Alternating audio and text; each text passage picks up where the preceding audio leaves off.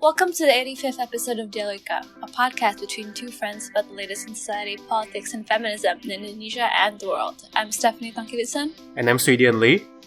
This week, we're going to be talking about the novel coronavirus. It's in the back of a lot of people's minds, I'm sure, especially if you're in this part of the world, in Asia.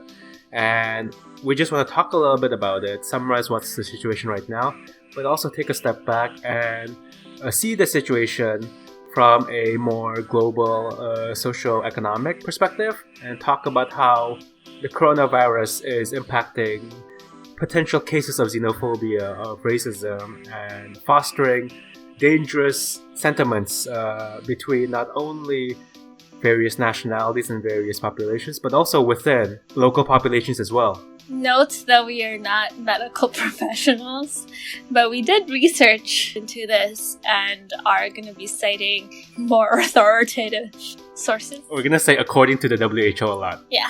But yeah, so take all of what we're saying with a grain of salt. We're just trying to, talk about a topic that everybody's been thinking about in the back of their minds, and do the classic Dialogika deep dive into it.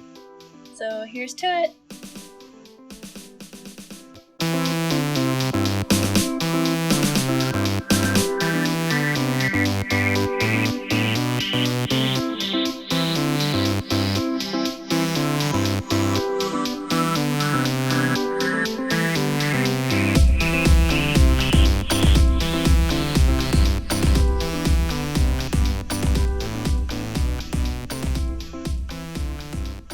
So, what is the coronavirus? For people who have been living under a rock, the coronavirus is the latest of a respiratory illness that has impacted at first China, but now has spread all over the world, and in particular parts of Asia. And there's been a widespread reaction from various governments and various communities about the outbreak because it's escalated from what was supposedly a local outbreak in the city of Wuhan in China to the situation right now where you've got over 24,000 confirmed cases in China alone and over 450 fatalities globally. Mm-hmm. So we want to talk a little bit about the coronavirus and what it is, how it spread, and just break it down a little bit because it might seem like a scary topic. It certainly isn't a small issue, but it might not be as scary as some people make of it. Yeah, we should also say that we are talking about this on February 4th, 2020. So what do we know so far about the coronavirus and how it started? So to first start off, the coronavirus is actually not the proper name. Apparently, I just read this on BBC today as we were recording. Right. They're going to come up with a real name for it later because they've been like, let's just treat this and then we'll come up with a real name. But the coronavirus... Because there has been various strain of coronaviruses. Exactly. So it's like a general name for a virus type. Yeah, it's not really a helpful name because it's more of a family of viruses. Yeah. So over the next few days, they'll come up with a name for it. But the coronavirus is basically a disease that is of the same family as SARS and MERS, which are both regionally based geographical respiratory illnesses from the past few years that you might have heard of.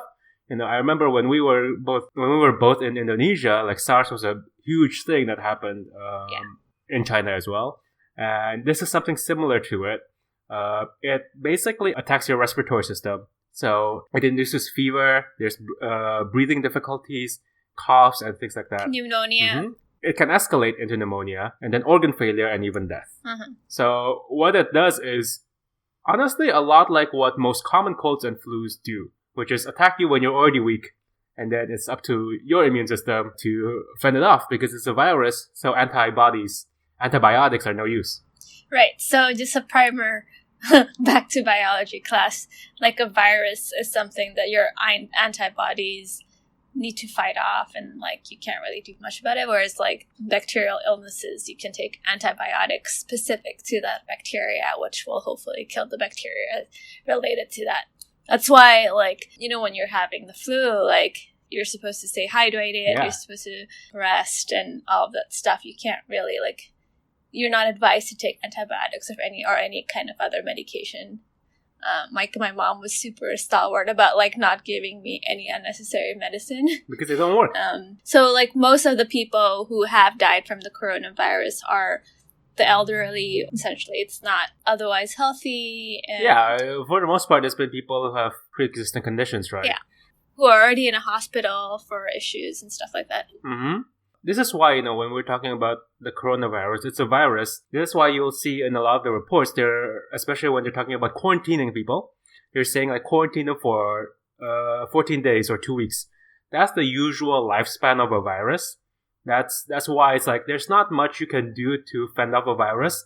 It's either you just fight off the symptoms or you get vaccinated beforehand. Yeah. That's why in America, where it's also flu season right now, everybody talks about getting a flu shot vaccination because that's the best course of action to fight off the flu. Once you get it, you're like, well, you're just going to be bedridden for 2 weeks.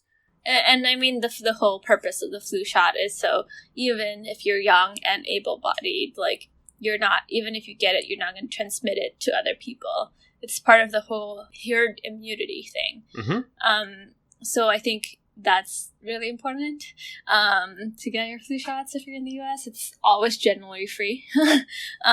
Especially now with the whole coronavirus thing, I think that's just brought into greater attention that you should get yourself checked if you are ever feeling a little bit sick or whatever, and not just write it off. Right.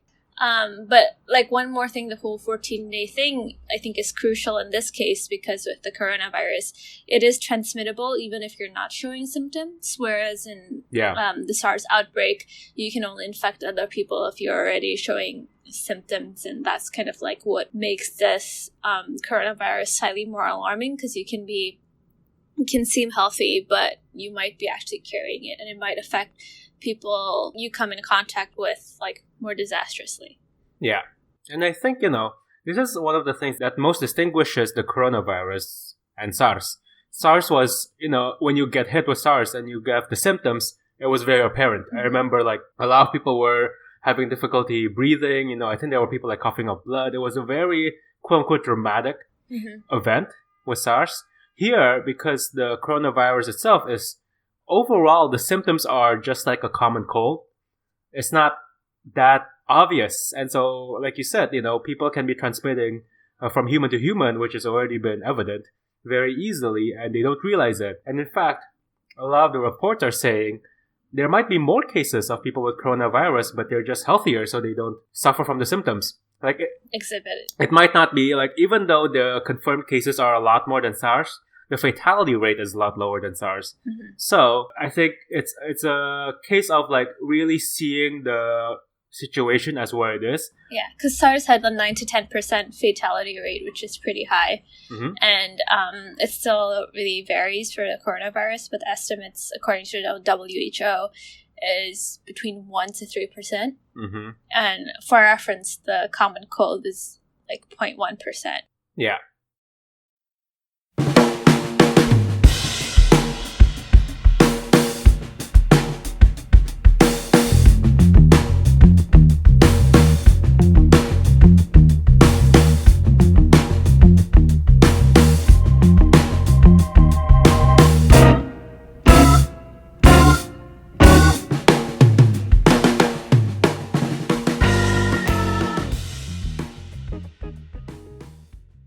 So I think one of the things that makes it a bigger concern with the coronavirus is the fact that it happened in a city where it was basically a hub for a lot of people of different nationalities, different backgrounds. And then it was also happening during the time of the year in China, where it's Chinese New Year and people were traveling. Mm-hmm. So in many ways, what was potentially a smaller virus outbreak in a city that could have been contained exploded because it was because sort of like the socioeconomic circumstances around it helped it explode, literally spread all over the country. Like Wuhan, the city that the outbreak came from, is not only a hub within China, but a lot of produce and a lot of commerce goes through it. Mm-hmm. So a lot of people are traveling through it. There's a lot of students from various countries, including Indonesia, that live in Wuhan. Right.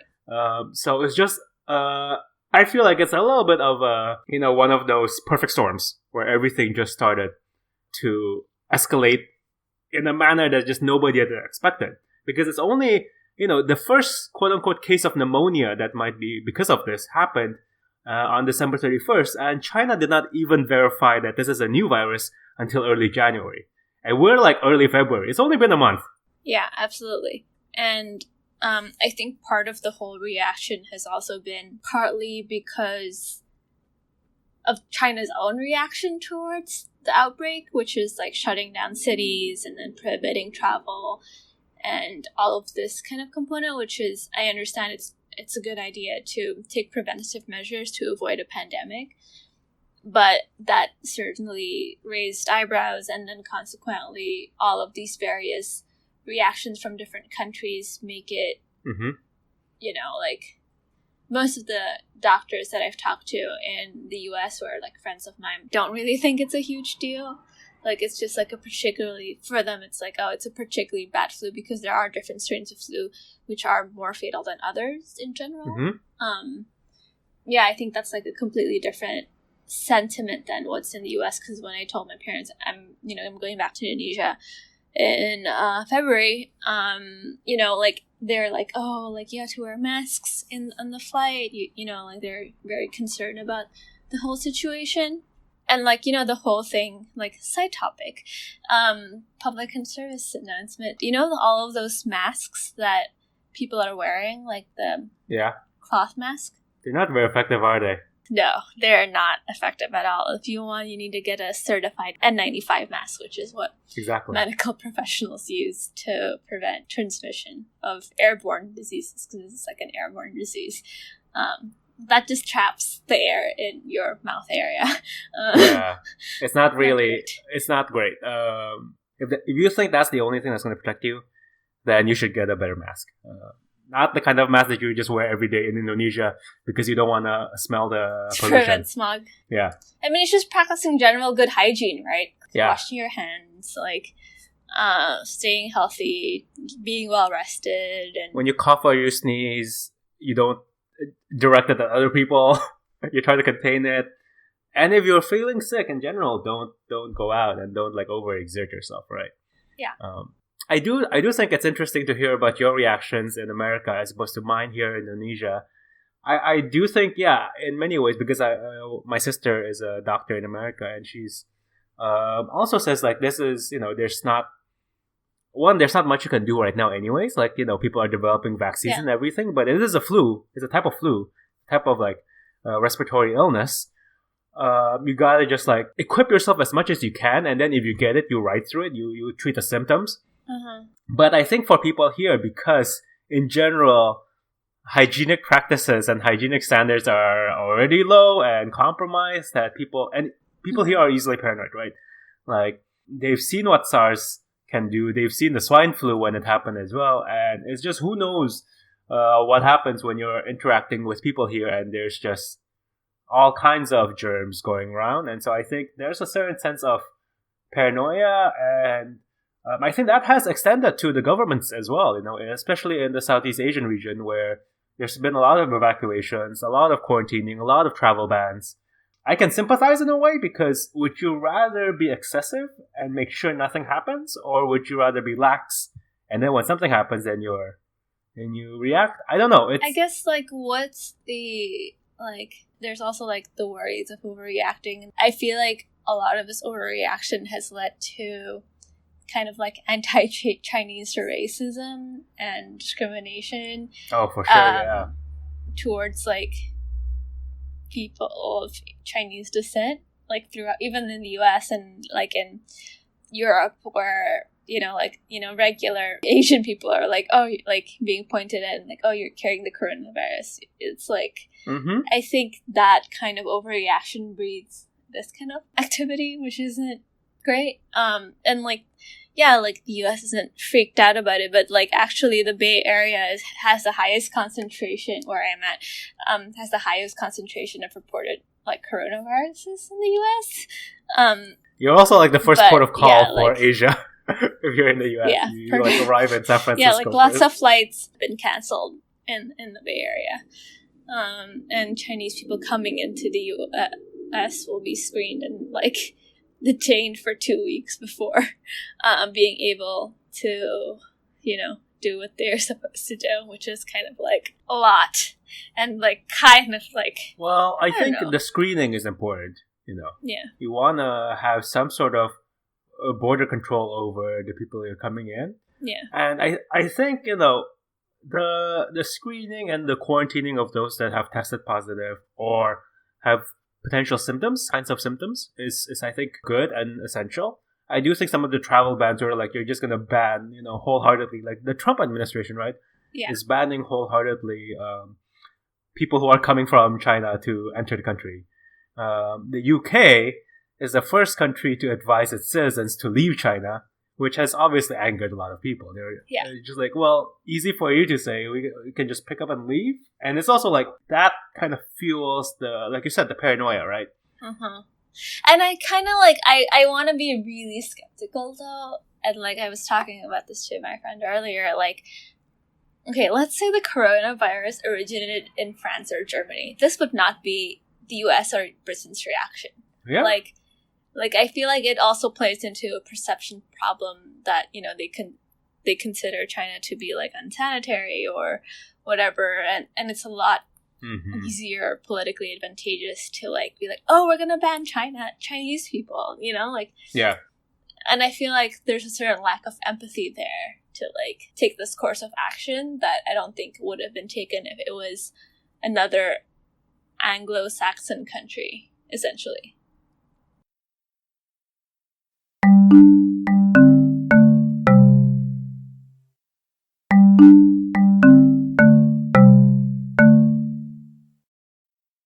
I think that's incredibly right. Like, a lot of people have been saying it's a bit of a power move, right? To say like people from your country are not allowed here. Yeah. And I think unless there is significant evidence supporting that should be a course of action, even the WHO and a lot of organizations are saying complete bans are not a good idea because then people will just try to enter the country illegally.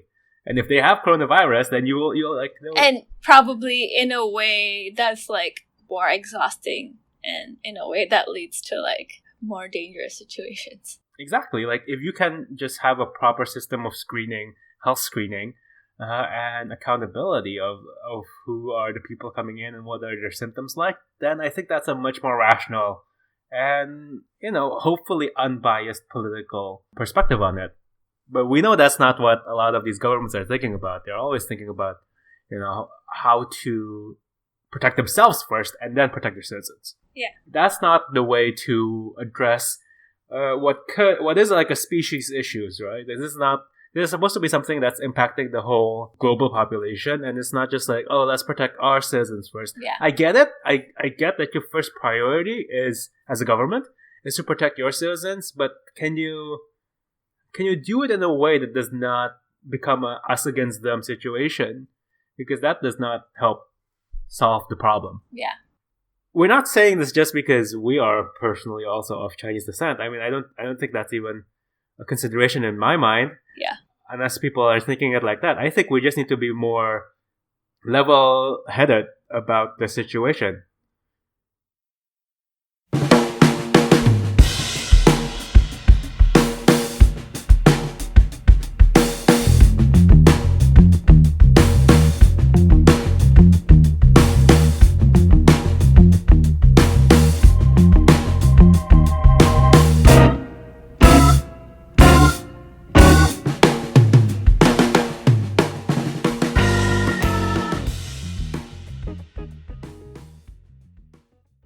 So speaking of, reactions, right? Like, I think for our Indonesian listeners and people who are in Indonesia, there's a particular situation right now, right? Where the whole xenophobia thing is happening in front of us, right. Which is the situation in Natuna Island right now, which is that over the weekend, this past weekend, February 1st, February 2nd, the government has flown back over 200 citizens of Indonesia from Wuhan.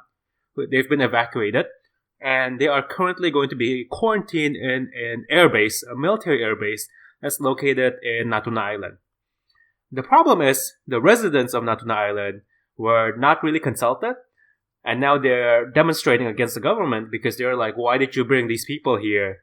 We don't want to get infected. We don't want to go near them. Right. You guys never told us about this. And so there's been a lot of tension around that issue.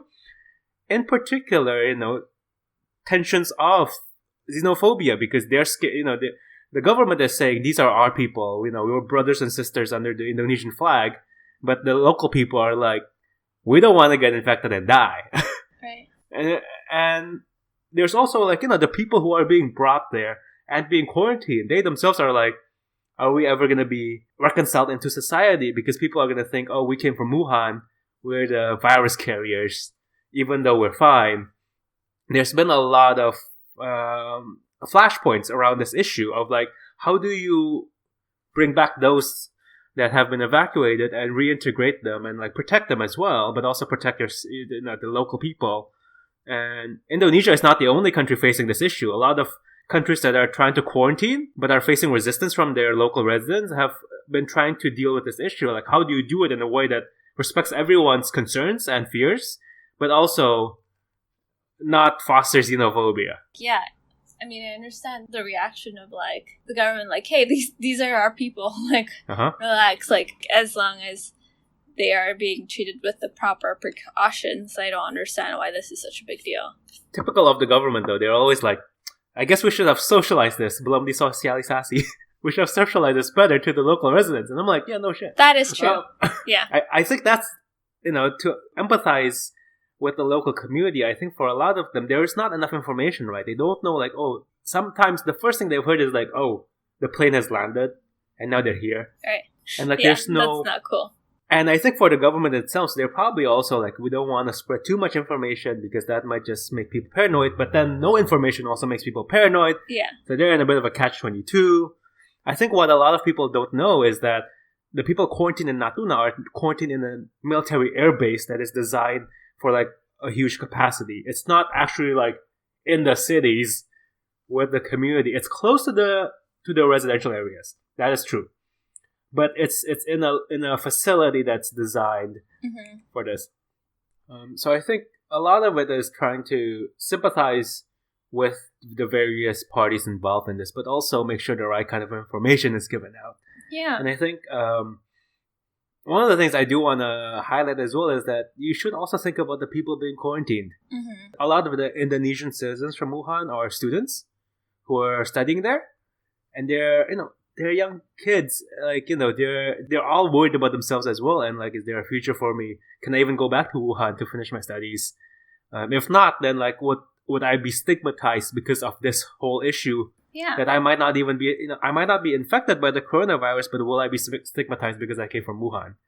Like, how do you deal with the repercussions of that? Because we know how quickly hoaxes and fake news spreads in this country and all over the world, and how that can foster really bad behavior. And I just think we should all take a moment to think about the people who are being quarantined, being evacuated. How scared they themselves must be. Yeah. And there's also been reports, right, like the people in Wuhan themselves, like we should also think about the residents of Wuhan who cannot escape. Yeah. It's sad, but I think like I read a report today from the WHO. They're saying like right now there is still a window of opportunity to react, to contain this. Number one is just don't blow it out of proportion. Right. And then number two, do your due diligence about like your health and your health screenings, your safety standards. Some countries have been like, we'll screen people coming through our airports, but they're not even wearing face masks. they're just pointing the thermometer at someone. They're just walking through. So it's like, right. Don't just do it because you feel like you need to. Like, do it properly so that you actually address the issue. Yeah. We're still in the thick of it. I don't think there's any end in sight yet. People are saying like vaccines won't be out till next year. And there's still reports of deaths, of increasing cases in Wuhan and across China. So we don't know how this will escalate, but we just felt like this was a good moment for us to at least talk about it, but also take a step back and talk about the wider influence of it in terms of like the community and social impact. That obviously, if you're thinking about the medical situation, you're not going to think about that. But I think it's important to discuss all of that other aspects like we usually do at Dialogika.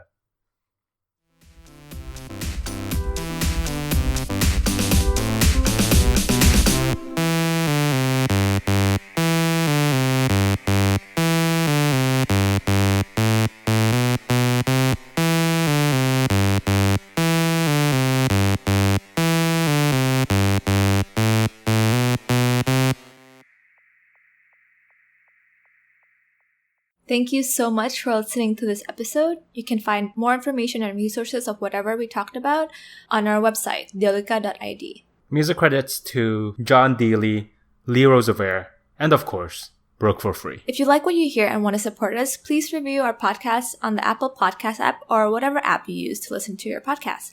And please share our podcast with your friends. It's the best way to spread the word about Dialogika. If you want to get more involved, we'd love to hear from you. Our email is dialogikapodcast@gmail.com, or just shoot us a message on our Facebook page. You can also find us on Instagram, YouTube, SoundCloud, and now Twitter. Please follow us on these various platforms. Our Twitter handle is @DialogikaPod. Also, follow me on Twitter. It's Steph Tank.